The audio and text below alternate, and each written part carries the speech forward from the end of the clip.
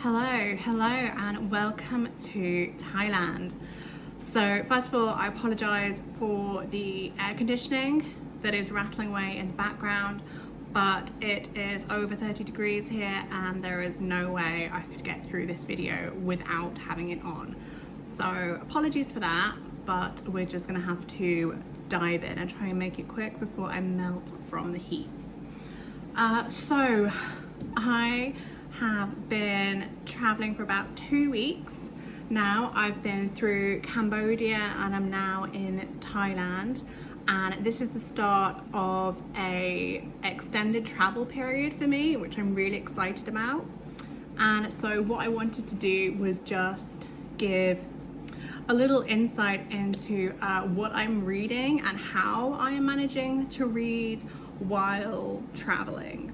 This is slightly irregular because I am going to be able to show you some physical books that I have been reading. So usually when I travel, I just travel with my Kindle, and I do have my Kindle with me, but because this first part of my trip I'm actually traveling with my mum, she heard that I wanted to come to Southeast Asia, and because she's never been here either, said why doesn't she come too? So we've had a really lovely 2 weeks together, and we have a few more days here. And so the good thing is that we've been sharing the books that we brought, and she's going to take then the physical books back home so that I don't have to carry them all around the place, which is a relief because my suitcase cannot take the weight, especially if I end up picking up anything else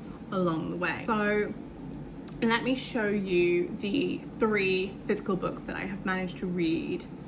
So first of all, I want to say that for me, I thought I would have read more, given that like I haven't been spending any time like watching TV or like browsing online or doing any of that.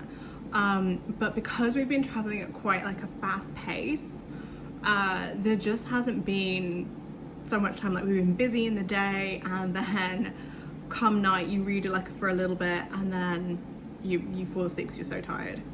But we are in Koh Samet now, which is a lovely little island, little Thai island, and there's not a lot here to do. There is a side of the island which is a bit more of like a party vibe, but where we are, there's a beach and a swimming pool, and that's kind of it at the time. Let's talk about the books. So I have 3 books to talk to you about. So we're going to start in the order that I read them. So first up, I read Romantic Comedy by Curtis Sittenfeld, and so this is my first book by this author, and this was really recommended to me by my friends. So we went on a Waterstones trip a couple of months ago, and this is one of the books I came away with. And I didn't dislike it, but I didn't love it. Probably a genuine easy 3 stars for me. My thoughts on romantic comedy. So it depends what you're after. So I didn't expect this to be a really like straightforward beach read, and that is what it was. I was reading this by the pool in Siem Reap, and it was the perfect level of like what I could concentrate on at that time. So let's start it off. So it's basically, this is literally the name of the book tells you what it's about. This is a romantic comedy. I could completely see this being made into a film, and in some ways I might enjoy the film better because the film would probably be an hour and a half and then it would be done, whereas this took me a few days to read, and the more I read of it, the less invested I was. So I'm not a romantic comedy person. I don't read romance as a rule, so this was kind of pushing my boundaries a bit. But what I did really like, I loved the first half, which is mostly about our main character, whose name is Sally, about Sally's job. And honestly, I thought that was the most interesting thing about it, and I wish that that had continued through the second half. Now, I won't give spoilers for this, but if you have read this, you will understand when I say that there are very, very clearly 2 or 3 parts. It depends how you want to split it. I'd say three parts, and I'm not going to say how they are divided, but for me, I really liked parts 1 and 2, and then part 3 just lost me. And I think that's because I'm not a romance reader, that when it got to part 3, I wasn't bothered, because a lot of what happened in part 3 felt inevitable, and I felt like I lost the stakes, I lost the interest that had been built at the start of the book. But yes, easy beach read, definitely, like, no issues with it, entertaining characters, but it hasn't switched me over to reading romance just yet. So that was book 1. And then, interestingly, just to go back to this one, when I was still reading this, I was actually by the pool, and this other British lady walked past me, saw me reading this, and asked me what I thought of it. And she must have been in her 50s, 60s, and her take on this is, she said, it's for the young people. She said, I didn't think there was enough going on because I think it's aimed at a younger audience who want a bit of fluff.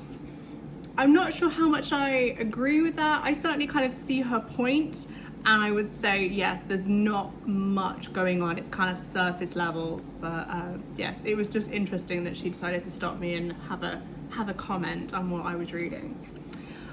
Second book is Blue Sisters by Coco Mellors. So first of all, you can tell that this is a holiday book because it is going all distorted on the top. It's all wrinkled because it's been in the water. I actually quite like it when that happens. I like a book that feels a bit like lived in, like I will always take this home and be like, oh yeah, that is what I read when I was in Cambodia and Thailand. So that's really good fun. And this I enjoyed more. Yes, I enjoyed this more than romantic comedy. I still wouldn't say it's a favorite. Maybe 3.5 stars, 3.75. I'm not a big star ratings person. Generally, I have a kind of, I either really dislike something, really love something, and everything else kind of middles. Like, I can put them on ranks of like, this is better than romantic comedy, but if you ask me to put a number on it, I find it a little bit not something I'm interested in. So first of all, I hadn't read Cleopatra and Frankenstein, which is Coco Mellors' debut novel. I am actually now quite interested to read that because I did enjoy the writing style. It went along at a good pace. There was a lot going on. So first I'm going to tell you a little bit about what it's about, and then I can give you my thoughts on it. So basically, this follows 3 sisters. They are the Blues, that's their family name. And there were originally 4 of them, but this starts on the 1-year anniversary of one of the sisters' deaths. It follows the 3 remaining sisters in alternating POV chapters. Now, my take on the POV chapters, so the biggest criticism that I have, and I think a lot of other people have, about differing POVs is that you can't always tell the difference between who is speaking. And I think Coco Mellors really cleverly got around this by making her characters very different in terms of what they did. So their jobs are very different. So one is a boxer, one is a lawyer, and one is a model. These are not spoilers, this is from the back of the book. So as you're reading each chapter, because of the things they are doing, they feel very, very different. And she also uses a solid third person throughout, so it also stops you from, you don't get a super different voice in each of the chapters. You get a kind of clear third person overview, but it's kept different by the situations that they are all in. And basically, from the beginning, I really liked it, and I thought it was going to go in one direction and be a lot bigger than what actually happens. Whereas by the time you get, you know, maybe like 2/3 of the way through, you're starting to think, oh, I'm near the end of the book, so what is going to be happening? And I think the big climax or the big dramas that I was kind of expecting didn't quite happen, or it shifts slightly in a way that maybe I should have predicted, but I possibly didn't want to, because it became less something I was interested in. It's an interesting one. I mean, so first of all, I will say that I am an only child, so the concept of this book being entirely about sisters is quite difficult for me, because I have no reference to put that on. I can imagine, and you know, I sort of get what she's saying, but I do wonder if you get a different experience when you have your own siblings to map this book onto, or like, you know, the way siblings relate to each other. So that's an interesting one. Any other only childs out there who've read this? What are your opinions on reading sibling books? Do they work for you or not? So good things about this book. Fast-paced, entertaining characters, lots going on. It got a bit, not over the top. I think I wanted more. I think it was set up like I thought there was going to be loads and loads and loads of drama, and it kind of petered out towards the end. So the drama didn't sort of really go anywhere. There was one bit, especially like at the start, and this is right at the start, like I think the first chapter is the main character Avery. There's this big thing about how her whole life is gonna blow up, and it does, but I was expecting more. And maybe this is me just again not connecting with the things in their lives. I don't know. It did kind of not frustrate me, but again, fellow, like, you know, 20, 30 something people, these girls are at the same age, 20s and 30s, and I feel like you project your own life onto them, and they very deliberately all have amazing careers. They have a hell of a lot of issues, and nothing is perfect, but they are all super successful in what they have done, which, I don't know, does it give you a bit of, I don't know, you're measuring yourself against them, or you're getting a bit of like regret and something. It felt a little bit, it almost felt like scrolling through Instagram and kind of judging other people while simultaneously wanting to be them, and you can't stop looking, you can't stop reading about it. So yes, liked more the romantic comedy. There was more going on than a romantic comedy. I would like to read her other work. I liked her writing style, but maybe this book wasn't the book for me. Anyway, those are my very jumbled thoughts.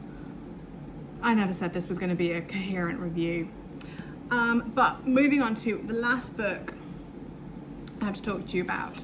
I read First They Killed My Father by Luang Ung, and this is a really, really hard one to review. I bought this at the S21 Genocide Museum in Phnom Penh in Cambodia, and I have to admit, so first of all, I had this on audiobook from my library, and I kept meaning to listen to it before I came to Cambodia, and I didn't get round to doing it, I just ended up listening to music instead of my audiobook. And then when we were there was a stand selling various books relating to the Khmer Rouge and that period in history, and I thought, oh, well, I will buy a physical copy from their stand to kind of support what happened, or support the efforts to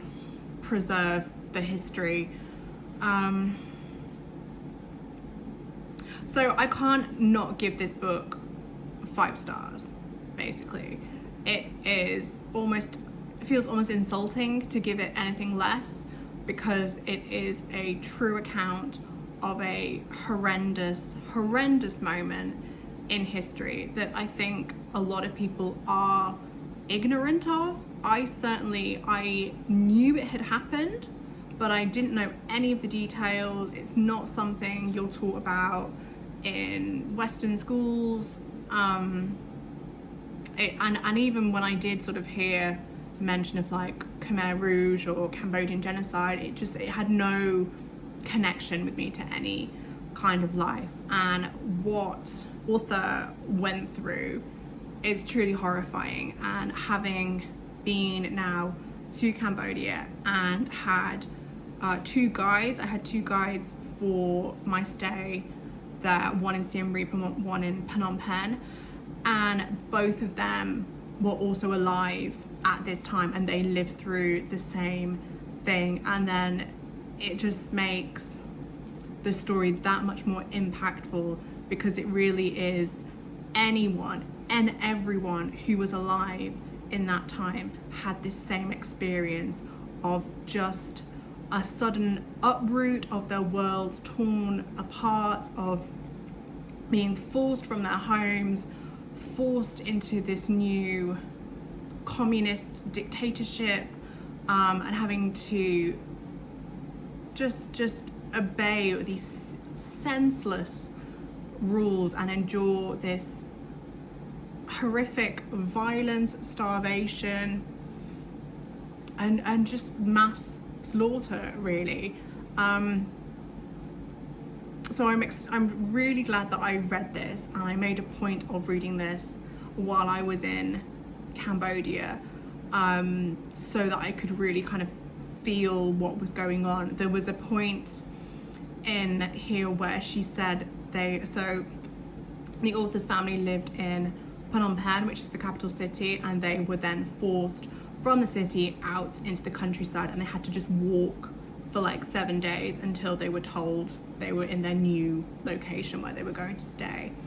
And she makes a point of saying how April is the hottest month in Cambodia, and this is end of March, and so I'm getting a slight taste of what that kind of heat would be like. So even just that, to be able to think how horrific even just the walking from one place to another would be, let alone the fact they're walking past dead bodies, soldiers with guns threatening and taking all of their possessions, and the fear of not knowing what is going on or what is going to happen. This is not a book you can read without being upset. It's not a book you can read if you are going to be, I don't want to say that you're going to be sensitive, but you have to read it, because any horrific thing you can think of happens in this book. Any trigger warning, apply it to this, and it becomes that much worse because this is not fiction. The book almost reads like fiction. It is written in a wonderfully clear and straightforward way, which in some ways makes it easy to read. In terms of the language is very accessible. It's not like reading a history book that sometimes can be a bit too dense. But because of that, your brain, or at least mine, I felt almost removed, that it didn't feel like I was reading a real thing that had happened. And so having to switch back on to remembering that that was real, that this actually happened and people went through this, and that I have met people who have been through this, is just another level of of insanity, especially the situation of the world now and things that are happening across the globe. It's truly terrifying that people can still inflict this kind of violence on each other. So I would absolutely recommend it, but you have to be in the right state of mind and prepared for what you read. I have to admit, I do not think I would have read it if I wasn't coming to Cambodia. This is the most famous book about Cambodia, written by a Cambodian author. But yeah, and I always feel guilty to say that I wouldn't have read it because I didn't have any connection to it. But I think it is worth knowing about this time period, and especially how this took place in the 70s. That is not long ago. To give perspective as well, is my mum, if she had been in Cambodia, she again would have been alive through that time period, which is truly terrifying. So this is really still relevant, and it kind of shows like the way that one person can get into people's minds and form a dictatorship. I will say it doesn't go super into the politics of how Pol Pot and the Khmer Rouge really took over, because this is, even though she's writing it as an adult, she is talking about her time as like a 7-year-old through most of this. So she didn't understand or know a lot of what was going on. So potentially you could read this as a kind of introduction and then read or research some more in-depth historical information or about the politics and what came out of it. It is a crazy period. I would like to learn more about how the ideologies were formed and all of this. It's very interesting, but also completely harrowing. So a sad and happy, in a way, not happy. I mean, 5-star read, but a 5-star read that will break your heart and shatter you. Some books you just can't, and this is why I don't like the star rating, because you rate books on for different reasons and different impacts, and books exist for different reasons. These two exist for a very different reason than this does, and it sort of almost, that shows the real like power of literature and books, I think. And it's fine to read fluff and enjoy it, but there are more things out there as well. That's a very dark note to end on, but that is the end of the books that I have. I am just at the beginning of Demon Copperhead by Barbara Kingsolver, another horrendously harrowing book, but for entirely different reasons. But that will be in my next update. So, tiny update from Thailand, because this is the last physical book that I am going to talk to you about, and I'm running out of time before I'm gonna have an opportunity to talk about it. So I haven't even, I'm just squeezing this in where I can. I've just got out of the shower, but I need to talk to you about Demon Copperhead by Barbara Kingsolver. And the reason I'm in such a rush to talk about this right now is because this book is falling apart. It is literally, the pages are falling apart. This is, content warnings, look away now, this is horrifying. But the whole back end of the book just fell apart. So I literally had to sit and read the end of the book with loose pages like this. Like I didn't pull them out, they just literally opened the spine and they just went shoo. So unfortunately, this book, I don't know what to do with it. I'm in two minds, because part of me wants to take this book home because it's like got history now because it's been read on the other side of the world and all the pages fell out, and I'm always going to remember that. And I feel like if I buy a new copy, I'm like, am I going to read it again? Do I want to do that? But also I know that physically, I probably physically can't read this copy again. So it'll depend how much room there is in the suitcase. But quickly, Demon Copperhead. I really enjoyed this. This is a loose retelling of Charles Dickens's David Copperfield, but you do not need to have read that in order to read and understand this. I, by coincidence, read David Copperfield last year, and that was nice to be able to remember still some of the plot points, some of the characters, so I could pick up on a few times where Barbara Kingsolver had like used certain beats from that story.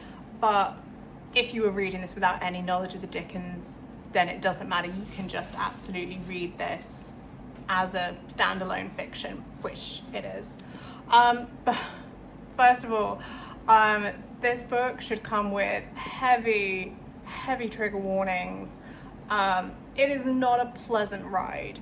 However, it is told in a very particular first-person narrative from the main character, Demon, and he has that wonderful, like, really dark humor type. So if you enjoy that, there are a lot of things that are quite funny in it, but this is a brutal discussion of poverty, of the opioids crisis in America, and just trying to survive, that absolute like bottom of the barrel, trying to survive, but like it feels like everything is stacked against you. And in Demon's case, really everything is stacked against you, and you're just sort of watching him struggle to kind of survive and get through life. And a lot of times he fails, and you don't blame him for it, because you think, well, could he have done it any differently given the situations that he's in? So like I said, I don't really do ratings as such. This for me is not quite a 5-star, probably a 4-star, a good 4-star, maybe a 4.5. But yeah, it's just missing that bit of something for make me go, oh, that was a fantastic book. Maybe having thought about this a bit longer, it will grow on me. Because even now I'm sort of thinking, why am I not giving it 5-star? Probably the reason I'm not is there was a section in the middle which did drag, and really perversely, this was a section where things were going quite well for Demon, but it actually slowed the narrative down quite a lot, because this is a really fast-paced book. For its 550 pages, it moves at speed because there's a lot happening in all of this. But that is going to be, I'm thinking, my last update? Maybe not. I still have a bit of time in Thailand. So maybe I will be able to get in another update, but that will be switching to my Kindle and my physical books. Not my physical books, my ebooks on my Kindle. So yeah, that's my super quick. I'm sure there's so much more I should be saying about Demon Copperhead, but at the moment I'm just saying, go read it, but be prepared for the dark stuff: death, depression, mental illness, addiction in all its forms, abuse. Yeah, it's a tough read, but if you can tackle those subjects with a skew of dark humor in it, then it's really engaging. The characters are really colorful. You definitely get the feel of like the Dickensian kind of world that she's sort of pulled some of these from, and how she's transplanted them to like the 90s in Virginia. Yeah, okay, so maybe another update, maybe the end of the video. If this is the end of the video, then please like, subscribe, leave me a comment. What are you reading? Have you read any of the books that I have talked about today? And I will see you in China. Stay tuned. Okay, bye.